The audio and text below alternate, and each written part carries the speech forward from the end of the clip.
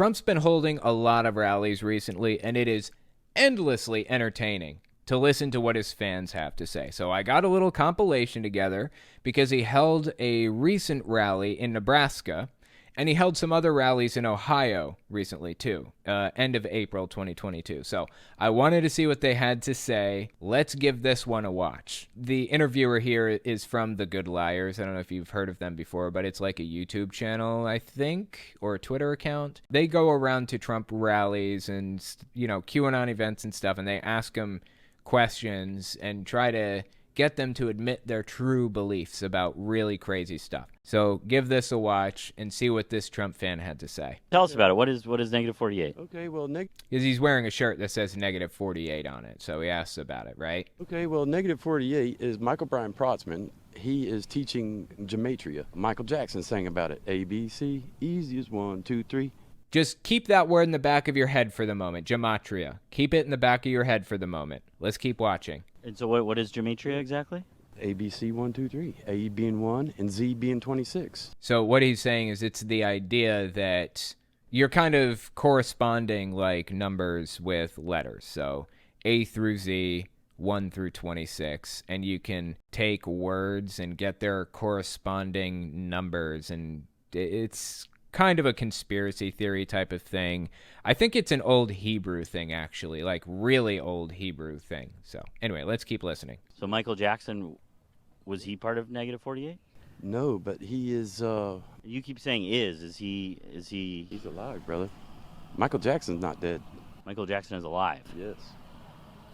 Absolutely. Okay, let's bring him back here for a second. JFK who do you think? Not dead. Really? He was resurrected 4 days later as Jesus Christ, just like Wait, Lazarus. Yeah, bro, this goes JFK deep, was man. resurrected as Jesus Christ. Absolutely, and he is your president, and Junior is your vice president as we speak. As we speak right now, JFK Sr. is president and JFK Jr. is vice president. Absolutely. You think he's joking, right? You think he's trolling because he's got the little troll glasses on. I know you're thinking he's a troll because I thought he was a troll. But then, I'm going through like clip after clip looking for people, Trump supporters, fans at his rallies, talking to people. And so I come across this guy, and then I come across this clip. April 23rd rally, 2022 in Ohio. Okay, first of all, y'all are so cute. I love the outfits. I would like detailed explanations on every single shirt. Ready, set, go. Right? So, living, and we know living. Yeah, her shirt has 3 faces on it, 3 people, and she points to each one for the audio audience if you're listening. She points to each face on her shirt and says these 3 people are actually alive. Ruling the world. And you don't take down evil by being quiet or silent, right? I'm not actually sure who they are. I know one of them is Princess Diana. And, if you were alive and aware in the 90s, you know the story of Princess Diana dying in this terrible car accident. It was, devastating to the world. Do they look like them today? No. You think Princess Diana is still alive? Absolutely, 100%. Do you? I didn't, but maybe you have something that you know that I don't know. Well, God speaks to us, right? There's ways that we can figure these things out. So if people start learning ABC 1, 2, 3, which Michael Jackson talked about how many years ago, right? And he sang about. So when people start understanding Gematria, they start understanding the numbers. Okay, this is getting weird. So I thought that last guy was a troll. But here we are, another set of people saying the exact same stuff. Gematria, ABC 1, 2, 3, just like the last dude. These people are not trolls. These are not trolls, guys. These people are for real. They really, truly do believe this stuff. They are not pretending. They are not lying. They're not trying to get on camera for being the craziest person. They are for real. They start understanding the numbers. A equals 1, B equals 2, C equals 3. So that's what's going on at Trump rallies right now. I believe that these people are QAnon members, and they deeply, deeply believe in the whole Gematria thing. So Gematria is exactly what she said. It's this old Hebrew thing where you take the alphabet and you line it up and you put numbers that correspond with each letter. So C is the third letter in the alphabet. D is the fourth letter in the alphabet. So you get numbers and you're getting codes from it, basically. And people used to use Gematria to derive secret codes from the Bible. Like, they believe that the Bible predicted Hitler and stuff like that. It's just completely unhinged, crazy stuff. So anyway, these people believe in Gematria, and they also believe that, like, Michael Jackson's alive and John F. Kennedy Jr. is still president and all this other stuff. What's interesting is that this is actually really familiar. For those of you who don't know Mark Taylor is also known as the firefighter prophet. The Democrats are not going to win for decades to come. You're not going to see another Democrat in the White House for decades, I don't believe, if ever again, right now at this point, because they are you're seeing literally the destruction of the Democratic Party. Look, it doesn't matter who runs up against Trump. It doesn't matter because they're going to lose, period. Trump's going to win the election. It's going to be a blowout in 2020. We all know it. Look, when this is all said and done, the Democrats will be finished for good. And I've said this for a long time. I said that you will not see another Democrat in the White House for many, many years, if ever again. And this right here, I believe, which we're seeing happening, which is the death of the Democratic Party, this right there will be that prophecy coming to pass. Liberty University did this whole documentary on the guy called The Firefighter Prophet, I believe, where he supposedly prophesied that Donald Trump was going to run for president and actually win. He made this prophecy back in, I think, 2011 or something like that, or 2010. I don't remember when he made the prophecy. Of course, I use the word prophecy very loosely. Anyways, Mark Taylor went on this podcast mid-November 2020. This is right after the election, right?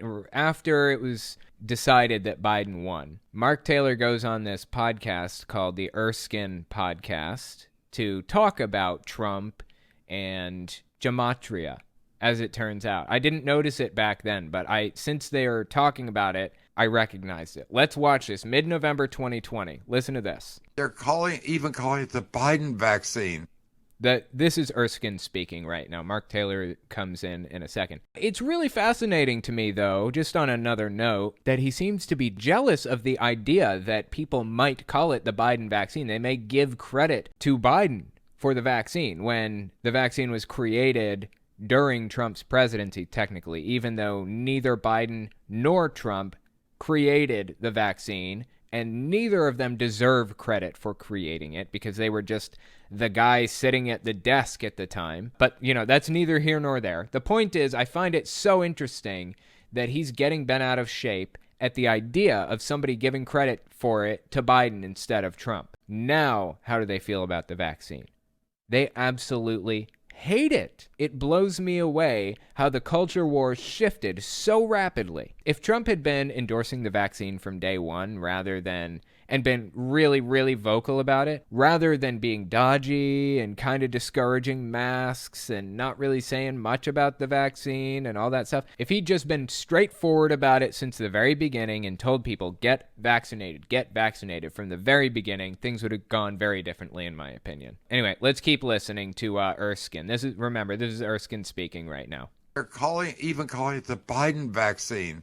And isn't it interesting? They wait till a week after the election to announce they have a vaccine. Right. This has been set up from the very beginning from the Democrats, whether it was trying to hurt Trump with the COVID, whether it was trying to hurt him with this or that. They seem to think that's Mark Taylor, by the way. They seem to think that the Democrats created it. It didn't just appear. It blows me away. Their worldview is so disconnected from reality. I mean, there's so many different things. The vaccine, I tell people, if you were listening to Trump back in the COVID times. This is November 2020. We were still in the COVID times, by the way. In fact, we still are, really. It's not over yet. But I think it's funny that he called them the COVID times because by November 2020, he had already given up on caring.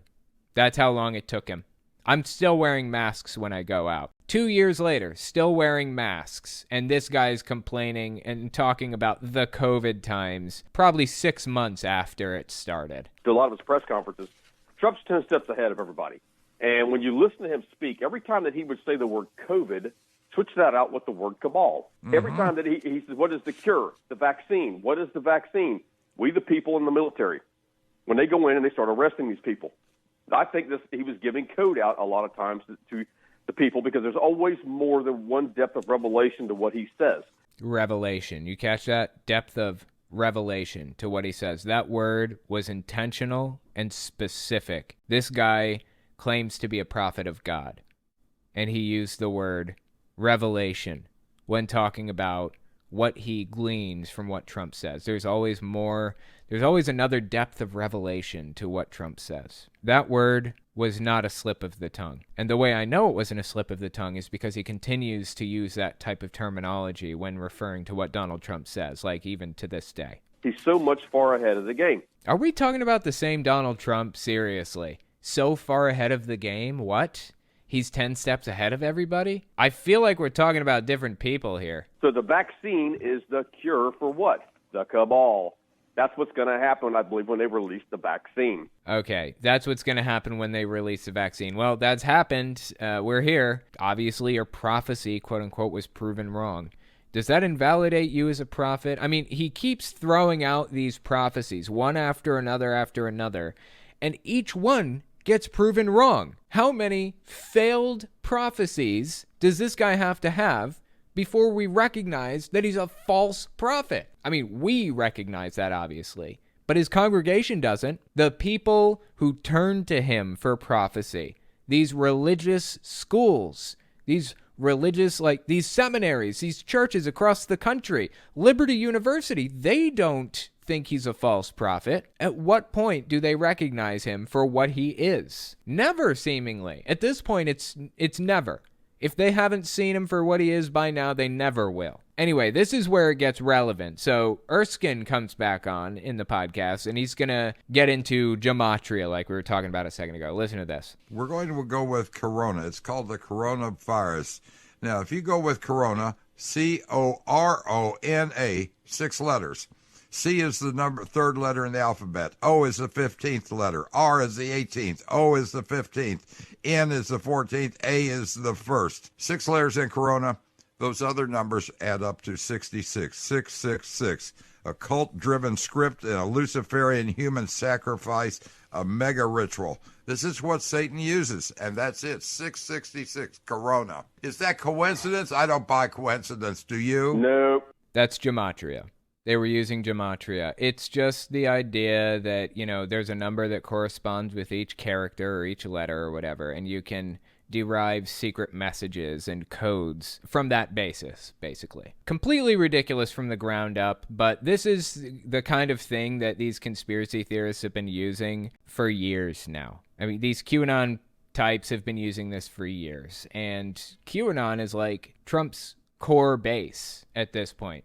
That is Trump's voter base. There are people on the outskirts, people like kind of on the fringes of Trump support who are like, vote red no matter what. They're not necessarily Q followers, but those are the people who would crawl over broken glass for Donald Trump. So that's his base. Anyway, with all that being said, there was another rally he held in Nebraska recently that I wanted to look at because he had some really interesting characters there.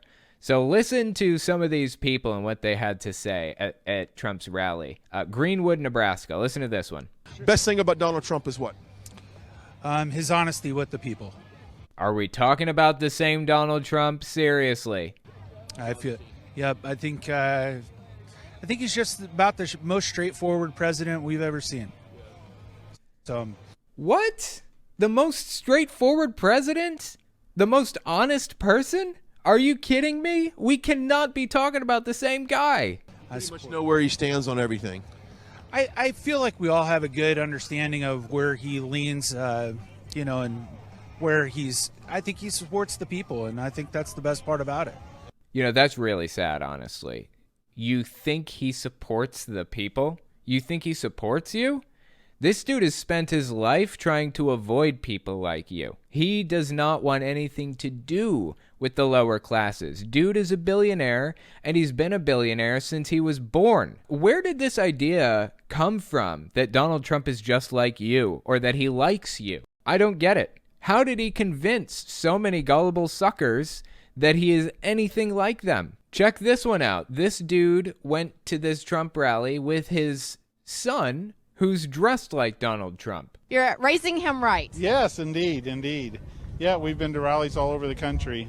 Yeah, in case you're part of the audio audience, the kid has a red tie and a suit, and he has like a wig that looks just like Donald Trump. He's dressed like Donald Trump, this kid is. He looks to be, what, you guys think maybe 12, 13 years old? I would say somewhere in that range. Maybe 14. I think it's a little bit old. Yeah, we've been to rallies all over the country. We're out down in Florida in December for the Bill O'Reilly History Tour. So he put in an appearance there, and then we were in Omaha and Des Moines. So, yeah, this is our thing, going around and supporting our next president. And as a parent, how important is it to you to bring your child with you to make sure that they're learning about the importance of our country? Well, I think it's real important because I'm not so sure that they're getting a lot of this in school now. No, they wouldn't be getting a lot of this in school. Of course not. Why would they be learning about Donald Trump in school? They shouldn't be. Donald Trump shouldn't have anything to do with school for another 20 years at least, and maybe in a history class about that president that tried to do an insurrection. Of course they're not teaching about Donald Trump in school. It's real important because I'm not so sure that they're getting a lot of this in school now.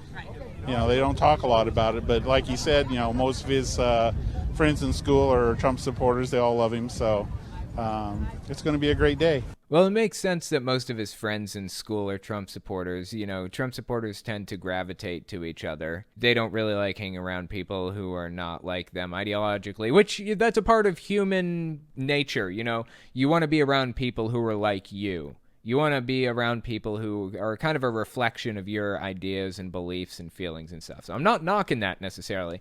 I'm just saying, obviously, he would be around a lot of other Trump supporters. Aside from that, in the background here, you can see there's a big truck that says Herbster on it. Okay, so if you're unfamiliar or you're watching this 5 years in the future, let me explain. Donald Trump endorsed this guy for Nebraska governor, I believe. The guy's name is Herbster. It was revealed, or it came out, or it became public, that the Herbster, quote unquote, improperly some people. A second woman has publicly accused him of her at a 2019 Republican fundraising dinner. It says here in this New York Times article that Charles Herbster is the Republican candidate for governor in Nebraska, endorsed by former President Donald J. Trump. So that's why the rally happened here in Nebraska in the first place, because the Herbster is dealing with some serious allegations, and Donald Trump had endorsed him before, and now he wants to show his continued support. And that's going to become relevant in a minute. It's going to become relevant, so keep that in the back of your mind as we continue on. This poor kid, dude. I feel so bad for this kid. He has no chance at a normal life. Goes to a Trump rally dressed as Donald Trump. That is something else, man. Here's another couple. A man and a woman are at this Trump rally. Again, this is at the Nebraska one, late April 2022. Listen to what they had to say. That it's like, it doesn't have to be like this, people. We need to take this back over, expose the fraud, arrest the criminals, and let's get on with making our nation great. You guys. Yeah. Thank you. We appreciate that. Now, you mentioned earlier they have a 21-year-old at home watching RSBN right now. I love you, Jake. 21, younger generation. How does he feel about Trump and where America's headed? He is very concerned. Being the age he is, he's right where he understands that this is going to affect him greatly if we do not fix things. He's concerned we've let it consume a lot of our time. I mean, it does. That's interesting. So their 21-year-old son, listen to what they said about it one more time here. Fix things. He's concerned we've let it consume a lot of our time. I mean, it does consume us, but when we're fighting for our freedom. Isn't that interesting? Their son is concerned that they've let this consume a lot of their time. And they're not taking that as a message. They're not thinking this through. They're not processing the fact that the people in their lives that they're the closest to, the people they love the most, are trying to give them a message. This is consuming you. please take a breather and walk away from it. They're not even listening. They're not even thinking that. I mean, that isn't even the first thing that came to his mind when she asked what his son thinks about it. The first thing that came to his mind was he agrees. That's all he cares about. It wasn't until she was asked that she said he's worried it's consuming us. And it is, according to her. We do not fix things. He's concerned we've let it consume a lot of our time. I mean, it does consume us, but when we're fighting for our freedom, it's on the line. So, What time did you get here this morning? we actually got here at 8:30 this morning. Not too bad. Not too bad. Well, we appreciate you, Mike and Mandy. Thank you for watching RSBN and everything you do to save the country. So just This is something, man. This is something else. I truly feel for these people. I wish we could find a way to reach them. Find some way to get them out. It is something else. Check this one out. Another one at the rally in Nebraska. This is where the Herbster allegations become relevant again. Listen to this one. What is it about Herbster that you love so much? Trump endorsed. That's what he loves so much? Trump endorsed? You haven't looked into him past that? That is really the only thing that you care about? Come on, man. And it's funny, a buddy of mine called me 2 or 3 weeks ago, was telling me about all the controversy. I said, yeah, it's the same thing they did with Trump. They did. Yeah, controversy, of course, as I mentioned, just the first paragraph in this New York Times article. A second woman has publicly accused Charles Herbster, the Republican candidate for governor in Nebraska endorsed by Trump, of her at a 2019 Republican fundraising dinner. So that's the controversy that he's referring to. And it's funny, a buddy of mine called me 2 or 3 weeks ago, was telling me about all the controversy. I said, yeah, it's the same thing they did with Trump. They did with Matt Gaetz. Okay, first of all, who is they? Second of all, you're saying that women accused these people and you're blaming others for that? How many allegations does Donald Trump have under his belt at this point? Isn't it like 8 or something? Some of the allegations against Trump are proven in a court of law. Some of the allegations against Matt Gaetz are being investigated at the moment. I don't think they're in the court system quite yet. Looks like Trump has 26 women who've accused him of misconduct. So take that for what you will. And like I said, some of them have actually been proven through depositions and things. I forget exactly what it was. Somebody accused him. He said that they're a liar, and then they sued him for defamation or something, and through that, it got litigated through the court system that he did, in fact, do this thing. And he had to pay them some amount of money. I don't even remember. I'm not going to get specific because I don't remember what it was about, and I shouldn't be talking about it unless I know exactly what it is. So anyways, yeah, these people have allegations against them, and they are, some of them have been proven, some of these allegations. Some of them are still being investigated. But this is a perfect example of somebody justifying misconduct to themselves. They've found a way to rationalize it in their brains. Oh yeah, of course this person's been accused of misconduct. You know what this means, right? It means that this guy will vote for any candidate no matter what. Doesn't care about the evidence against them, doesn't care what they've done, doesn't care. He's just not going to believe. He's going to shut his eyes, block off his ears, and say la la la all the way to the ballot box. That's what we're dealing with at this point. I said, yeah, it's the same thing they did with Trump. They did with Matt Gaetz. I said, and mark my words, Trump will be in Nebraska in the next 2 or 3 weeks. Yeah. And here we are right here. And here we are. Yeah, that's great. Well, God bless you. Appreciate it, man. Thank you. That's something else, dude. Absolutely something else. I find it fascinating to watch these because this really isn't what you find most commonly among people in the U.S. This isn't the common position. This is the extreme position. This is the most extreme of the most extreme. The most devoted, loyal followers of Donald Trump is who you're going to find at these rallies.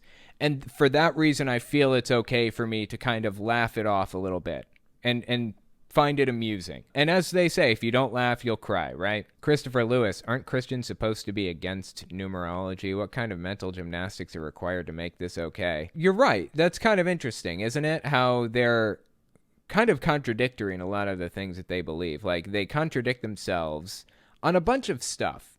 including but not limited to the idea of luck and superstition, the love of guns, the hatred of socialism. Everything that I just listed is contrary to what Jesus believed. Jesus was a socialist. Jesus didn't believe in violence and all that other stuff. And somehow these people have an obsession with guns and capitalism. How do televangelists justify being filthy rich when the Bible explicitly says it's easier for a camel to fit through the eye of a needle than a rich man to get into heaven?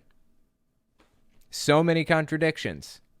It's crazy. Peyton Dooley, I live in Alabama. These Q-type people are very common here. They are the norm. I'm the outlier. They may be the norm in rural areas, but by percentage in the United States, they really aren't. For example, we have statistics that point to roughly how many QAnon members there are, full-blown QAnon members. They're concentric circles, okay? The innermost of the innermost QAnon circle is probably 15 million people out of 325 million. That's roughly 4%. That's like, how many vegans there are in the United States, or how many Mormons there are total. And then there's another outer circle that accepts some of the QAnon claims.